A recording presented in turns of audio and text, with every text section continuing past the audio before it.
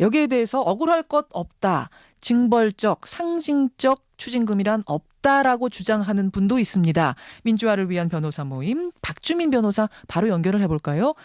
박 변호사님 나와 계시죠? 예, 안녕하십니까. 예, 그러니까 김우중 회장 측의 말을 들어보면 이 추징금은 예. 전두환 씨 추징금하고는 성격이 다르다. 징벌적, 상징적 어떤 기업에 대한 경고의 의미로 부과된 그런 추징금이다. 이런 얘기인데요. 예. 현행법에는 그런데 그런 징벌적 의미의 또는 경고적 의미의 추징이라는 것은 없습니다. 만약에 법원이 그런 식으로 판결을 하려면은 예. 법이 있어야 되는데 법도 없이 법원이 그렇게 판결을 했다는 것은 상식적으로 이야기가 안 되는 것이고요. 그리고 최근의 사례, 즉 전두환 전 대통령의 사례를 보더라도 예. 전두환 전 대통령도 지속적으로 자신은 재산을 어떻게 취득하거나 획득한 바가 없다라고 얘기한다거나 현재 자기는 아무런 재산도 없다라고 얘기하면서 16년간을 버텨왔었습니다. 그렇죠. 그런 어떤 사례에 비춰봤을 때도 예. 어떻게 보면 이것은 본인들의 억울함, 본인들의 어떤 소외, 그것에 기반한 어떤 주장, 이것으로 보는 것이 맞을 것 같습니다. 그러니까 억울하지 않은 범죄자가 어디 있겠느냐 말씀하시자면 그런 거예요. 예, 맞습니다. 근데 김우중 회장과 그 월급쟁이 임원 7명을 합쳐서 23조 정도의 추징금이 나왔는데 연대해서 말입니다. 예. 월급쟁이들한테 몇 조의 추징금이란 거는 현실성이 없지 않느냐. 그것만 보더라도 진짜 내라는 소리 아니고 그 진짜 경고성 아니냐 이런 얘기가 나올 법도 한데 어떻게 생각하세요? 그러니까 전두환 전 대통령 같은 경우는 이제 뇌물에 따른 추징이었습니다. 뇌물을 이제 전두환 전 대통령이 혼자 받은 것이죠. 예. 근데 김우중 전 회장 같은 경우에는 배임이나 횡령 또는 재산 국외 도피 혐의로 추징을 받은 것입니다.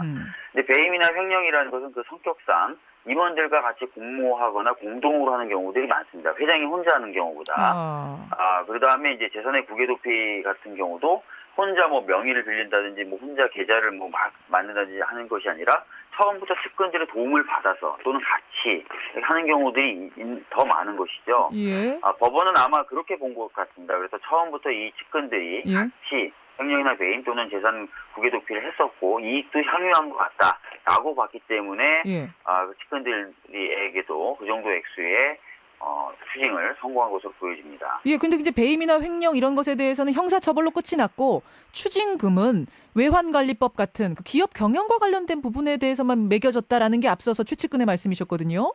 그건 어떻게 생각하세요? 그렇게 하더라도 그 부분도 역시 측근들이 처음부터 같이 공모하거나 공동으로 했다고 법원이 본 것이죠.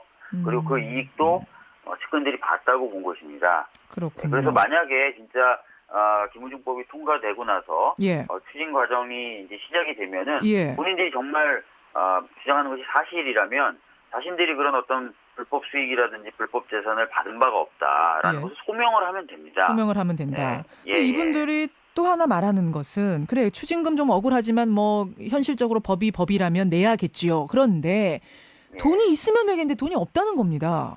어떻게 생각하세요?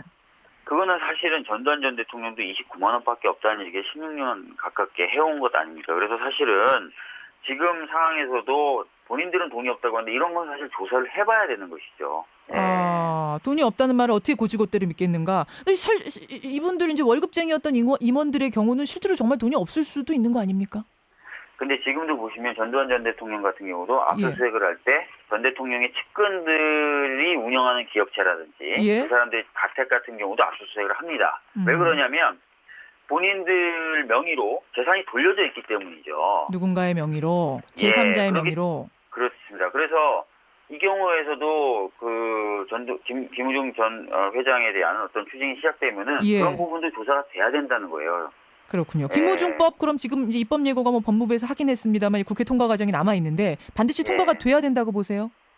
그렇습니다. 왜냐하면 지금 김우중 전 회장도 문제지만 향후에도 기업인들이 이런 식으로 부정부패를 범할 가능성은 농후합니다. 그렇기 때문에 미리부터 추징을 강화하는 어떤 제도들은 필요하고요. 그런 것이 있어야만 기업인들도 애초부터 범죄를 범할 생각을 못하게 되는 것입니다. 위헌의 여지는 없나요? 근데 이제 이게 자식들까지 뒤져보는 거라 연좌제 가능성 이런 것이 계속 우려가 기본권 침해 가능성 우려가 되는데. 그런 논의는 이제 전두환 추징법이 도입됐을 때도 얘기가 됐습니다만 지금도 사실은 어떤 부패한 재산이 흘러가는 것 같은 정황이 비춰지면 여러 가지 어려운 절차를 거쳐서 금융 계좌를 추적한다든지 하는 절차들은 하고 있습니다. 예. 근데 이것을 좀 더 간단하게 하는 것 정도에 불과하고 또 부패 재산이라고 하는 것은 원래 그 자식들이라든지 친척들의 것이 아닙니다. 그렇기 때문에 그것들을 환수하기 위한 조치를 하는 것이 어떤 그분들의 재산권을 침해하거나 하는 것도 아니고요. 그다음에 부패 재산을 그 사람들 명의로 돌리거나 그 사람들이 그걸 숨겨주는 것도 하나의 범죄 행위가 될 수 있습니다. 예. 그래서 따라서 그런 부분에 대해서 수사하거나 조사를 하는 것 자체도 또 기본권 침해라고 보기가 어렵고요.